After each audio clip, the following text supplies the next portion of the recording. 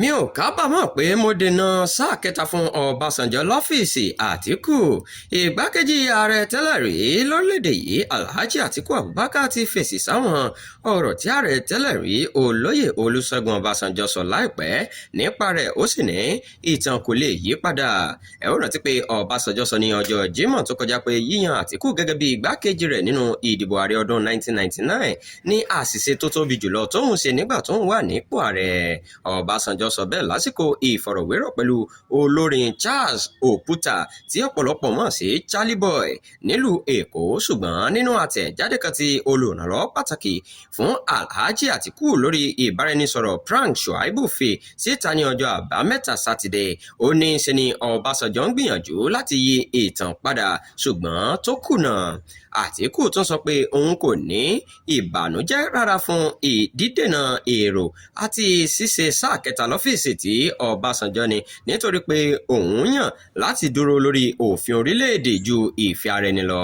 Ó ní èmi kò ní àbámọ̀ kankan fún dídènà gbogbo ìgbìyànjú láti bà ìjọba tiwantiwa jẹ́ nítorí ìfẹ́ òṣèlú ti ara ẹni.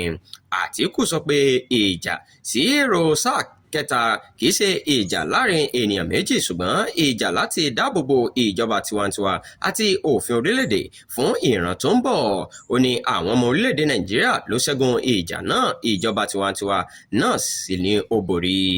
Àtíkù tún dáhùn sí ọ̀rọ̀ Ọbásanjọ́ lórí ipa tó kó nínú ìjọba wọn.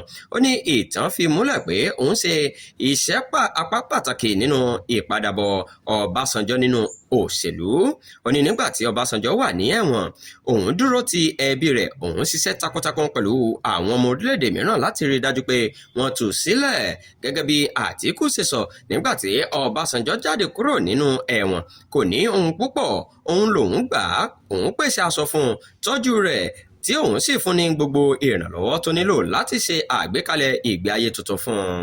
Yàtọ̀ sí èyí, Àtíkù ní òun kó àwọn olóṣèlú papọ̀, dá àwọn àjọṣepọ̀ sílẹ̀, òun sì fi ara rẹ̀ rúbọ títí Ọbásanjọ́ fi di ààrẹ orílẹ̀-èdè Nàìjíríà. Àtíkù ní kò kábàámọ̀ pé òun ran Ọbásanjọ́ lọ́wọ́ bó tilẹ̀ jẹ́ pé ìbáṣepọ̀ wọn ti bàjẹ́ tipẹ́tipẹ́. Àtíkù tún tọ́ka sí ọ̀rọ̀ tí olùdarí gbogbogbò àjọ ìṣòwò lágbàáyé dókítà Ngozi Okonjo-Iweala sọ láìpẹ́ yìí pé òun yin ẹgbẹ́ ètò ọrọ̀ ajé tí òun darí nígbà ìṣèjọba Ọbásanjọ́.